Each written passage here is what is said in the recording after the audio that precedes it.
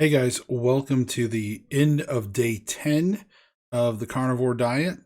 Um, really documenting that first 90 days for sure.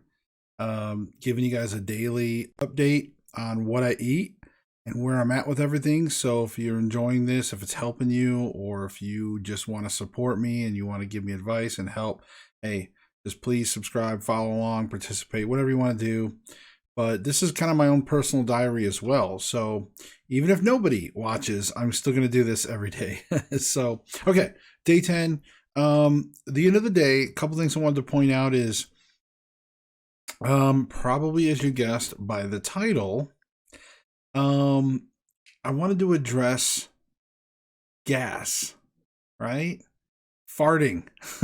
All right.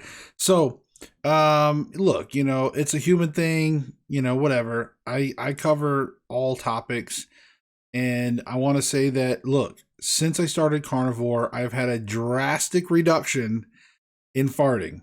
Okay. But yes, I've had a drastic reduction in farting. Cause not that I was like a fart machine. I'm just saying, a lot of those foods give you gas, and the ones that get, the stinky ones, the ones that are warm, you know what I'm talking about?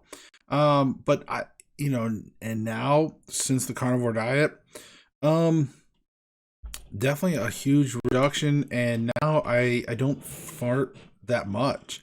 And when I do, it's a little bit, and it doesn't seem to be stinky. I don't know. Like I said, I know sometimes people think their own poop don't stink, but you know what I mean. So just wanted to share that with you in case maybe you were one of those ones that had a case of the serious flatulence. The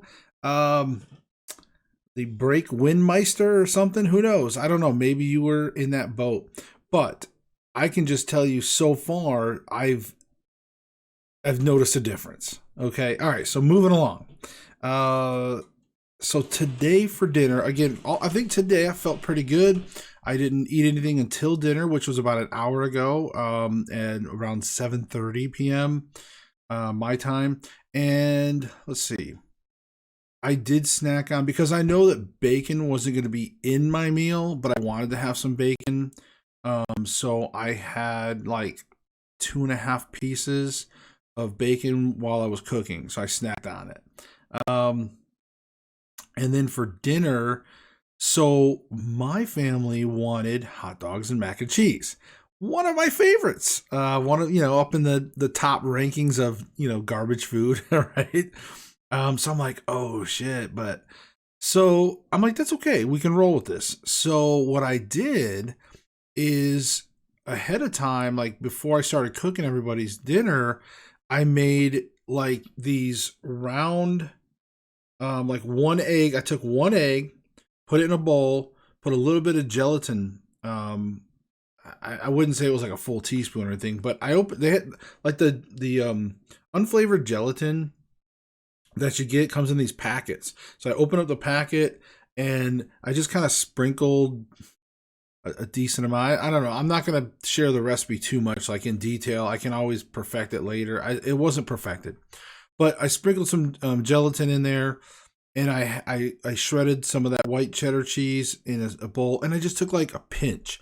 So like a pinch of cheese, that egg, and that gelatin, mixed it up, and I threw like a little pat of butter on a little egg pan, and it made about I just hit my microphone.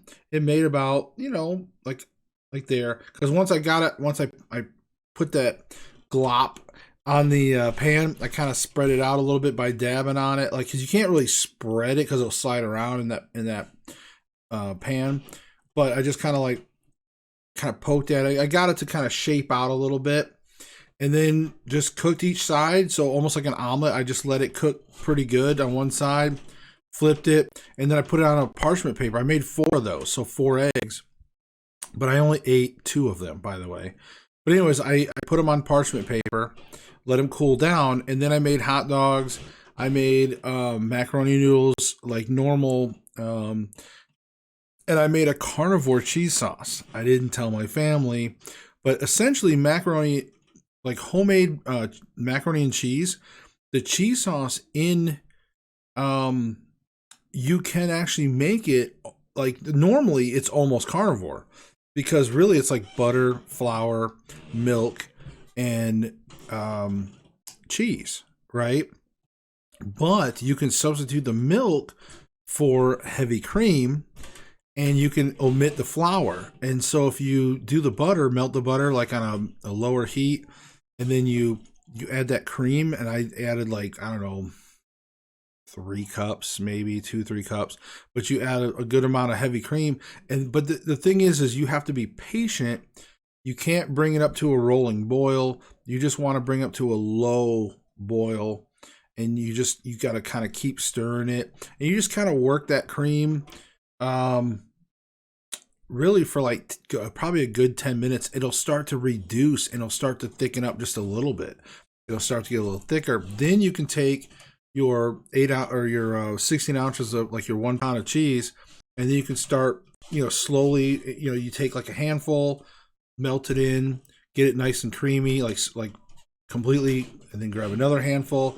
And once you get the full, pretty much about the full pound in there, I think that might have had just a little bit left, but once you get almost that full pound, it's nice and creamy, tastes great. Salt, of course, I used Himalayan salt in it, and it was nice and creamy, tasted like a great macaroni and cheese. Just there's no flour. That's the only thing. And then of course what I did was I took some of that leftover hamburger meat from yesterday's carnivore pizza. I had saved some of the leftover ground beef, and it was just that little Tupperware container. So then I just put a few spoonfuls of that macaroni, that or the cheese, not macaroni noodles, but the cheese into that beef. And then the rest I poured into like a pound of or like a 1 box pound of macaroni noodles for my family. So I poured it in there. It was nice and creamy for them, and I served it in a bowl. And then the hot dogs, of course, I made them buns, and then I had my egg things.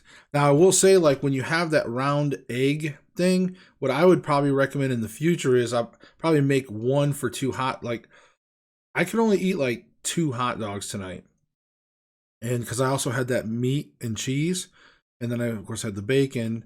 But when you make that little thing, you probably want to cut it in half, because then you can. It's a little more. If you just use my plan was to use 1 and fold it like a wrap or something, and for the hot dog. But it was actually way too much. It was too much egg cheese mixture, so I had to like cut the edges and trim it down, and then I folded up like a bun, and then I could eat it. It was good. It was fine. It was like egg, cheese, and hot dog. I mean, and the hot dogs were Nathan's Angus hot dogs. They had 0 sugar in them. So out of the hot dogs, I figured those were the less of the evil, because that's the only ones I could find like that. So I went with Nathan's. We like Nathan's normally, but Nathan's Angus ones, I think, was the ones. And so I had 2 of those with the egg wrap things. So, and then the parts I cut off, by the way, I did use. I just kind of like, because they're really good. I would use it almost like a bread and take like some of my meat and cheese and eat it with the egg. So I had all that. So yeah, the meat, the cheese. Now I didn't eat all the meat and cheese though, so I still didn't eat a lot of meat. And I only had the 2 hot dogs. I had the 3 pieces of bacon, like 2 eggs. And then when I was done, I did have 2 butter bites. So a couple tablespoons of butter. And I had unsweet tea with a splash of milk. I don't know, for some reason I've been, doing that English thing or something. I don't know. But I haven't been drinking coffee lately. It's really weird. So I did that during dinner. Now I'm back to drinking ice water. So what else? I'm trying to make this quick. There was potty stuff. I know we're getting into some good stuff tonight, talking about farts and poop and stuff. Potty. It's been really weird. Like I've kind of had like a normal potty sometimes in the mornings ish, and then like right after, or like about an hour or so, like usually after I get done with the video or so, I've been end up like, I'll end up having to go use the restroom, and I've had diarrhea. So it's like normal in the morning, diarrhea at night. I don't know.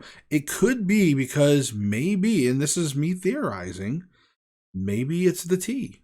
It could be the unsweet tea, because I'm having it for dinner, and then maybe that's causing that. Maybe I don't know. It could be. It's just theory. Well, and I'm not going to stress about it because, again, I probably won't keep drinking unsweet tea or whatever. I just happened to have some and was making, I made a big jug and stuff. Let's see what else. But other than that, still feeling pretty good. You still have to fight the cravings. And when I say cravings, like, again, I want you to understand that this diet is probably the best, and you will be satisfied.